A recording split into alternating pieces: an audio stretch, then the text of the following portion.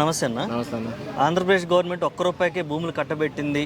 ఇప్పుడు ఇదే అంతా కూడా వైరల్గా ఉంది. అసలుకి నిజంగానే కట్టబెట్టిందా లేదంటే ఏ ఉద్దేశంతో, అంటే ఊరు పేరు లేని సూట్ కేసు కంపెనీలకి పెట్టిందని డైరెక్ట్ వైసీపీ వాళ్ళు ఆరోపిస్తున్నారు. వార్తల్లో కూడా కొంచెం ఎక్కడ చూసిన ఇదే ఉంది. నీ అభిప్రాయం ఏంది అసలుకి? ఇప్పుడు దాకా ఊరు పేరు లేని కంపెనీలు, ఇప్పుడు కంపెనీలు రావాలి. అక్కడ ఆంధ్రప్రదేశ్ రాష్ట్ర పరిస్థితి ఎలా ఉందో ప్రస్తుతం ఒక కంపెనీ కూడా లేదు. ఐటీ కంపెనీ, ఐటీ రంగమే లేదు అక్కడ. ఐటీ రంగం స్థాపించాలంటే కొన్ని కంపెనీలు రావాలి. సింగపూర్ నుంచి ఆల్రెడీ బోల్ కంపెనీలు తీసుకొచ్చాడు చంద్రబాబు నాయుడు గారు. అవి వచ్చే క్రమంలో వాళ్ళకి మనం ఒక ఫెసిలిటీ కల్పించాలి. ఏంటి ఆ ఫెసిలిటీ అంటే ల్యాండ్ చూపిస్తేనే వాళ్ళు కంపెనీలు స్థాపిస్తారు. దాని మీద వచ్చే ట్యాక్స్లు మనకు కడతారు.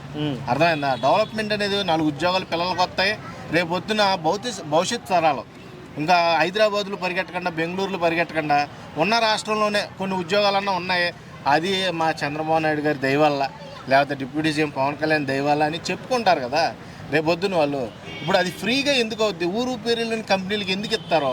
చంద్రబాబు నాయుడు ఎన్ని సంవత్సరాల పరిపాలన ఎక్స్పీరియన్స్ ఉంది ఆయనకి?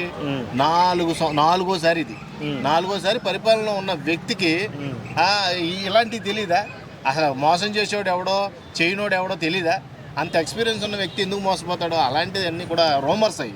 ఈయన మోసపోవడం కాదు, ఈయన భూములు కట్టబెట్టి రూపాయికి అఫీషియల్గా రూపాయి కట్టబెట్టి అన్అఫీషియల్గా వీళ్ళు మనీ లాండరింగ్ అంటే లంచాలు తీసుకుంటున్నారు డైరెక్ట్గా ఇండైరెక్ట్గా అనేది పాయింట్.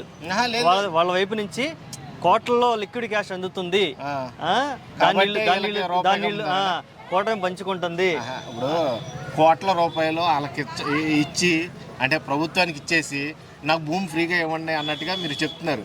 అదంతా కాదండి. ఇప్పుడు మనం ఏదన్నా కంపెనీ వచ్చింది, వాడు అడుగుతాడు, సార్ మీకు మీ దాంట్లో కంపెనీ పెట్టమంటున్నారు ఆంధ్రప్రదేశ్లో, ఇక్కడేమో చూస్తేనేమో 10 అంతస్తులు ఎత్తేనేమో ఒరిగిపోయేలా ఉన్నాయి బిల్డింగ్లు, నాకు స్ట్రాంగ్ కన్స్ట్రక్షన్ కావాలి, స్ట్రాంగ్ ల్యాండ్ కావాలి, అంటే ఒక రాయి లాంటి ల్యాండ్ కావాలి నాకు, అలాంటివి చూపించండి మీరు, నేను అప్పుడు కంపెనీ పెట్టడానికి ముందుకు వస్తానని చెప్తాడు. అర్థమైంది? ఏ ప్రపోజల్ అయినా అలాగే ఉంటుంది. ఆ క్రమంలోనే వీళ్ళు ఫ్రీగా ఇవ్వకుండా ఏదో సమ్ రిజిస్ట్రేషన్ చేసి వాళ్ళకి ఇచ్చేసినట్టుగా, 1 రూపాయికైనా సరే, అంటే ఊరికే ఇచ్చినట్టే అది, కాకపోతే రాత రూపంలో ఉండాలి కాబట్టి సమ్ అమౌంట్ అనేది కలెక్ట్ చేస్తున్నారేమో తప్పితే వీళ్ళేదో ముందే దోచుకోవాలి, మొత్తం ఆంధ్ర రాష్ట్రాన్ని అమ్మేయాలి అనే ఉద్దేశం నాకు తెలిసి ఎక్కడ కనబడలేదు. మరి మీకు ఏమైనా కనబడిందేమో కానీ నాకైతే ఇప్పుడల్లా కంపెనీలు తీసుకురావాలని చంద్రబాబు నాయుడు గారు నానా రకాల పాటలు పడుతున్నాడు.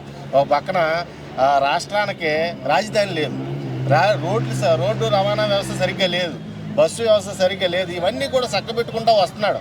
ఇంకా ఆరంభంలోనే ఉంది పార్టీ, ముగింపుకి వెళ్ళలేదు, మధ్యలోకి కూడా వెళ్ళలేదు. ఇంతలోనే విమర్శలు, రూమర్స్ ఇలాంటివన్నీ క్రియేట్ చేయడం వల్ల ఏమవుతుందంటే కంపెనీలు కూడా రావు, వచ్చే కంపెనీలు కూడా ఇలా ఆపేస్తున్నారు అన్నమాట. ప్రతిపక్ష నేతలు ఆపేసి ఆ 4 ఉద్యోగాలు కూడా పిల్లలకు దక్కడం కంటే చేస్తారండి. ఓకే, ఇది మంచి నిర్ణయం మీరు భావిస్తున్నారా? మంచి నిర్ణయం. కంపెనీలు రావాలి, పిల్లల భవిష్యత్తు బాగుండాలి. ఓకే, పొద్దున్న 4 ఉద్యోగాలు కావాలంటే అలాంటి కంపెనీలు ఇంకా మరెన్నో రావాలి. ఓకే అన్న, థ్యాంక్ యూ.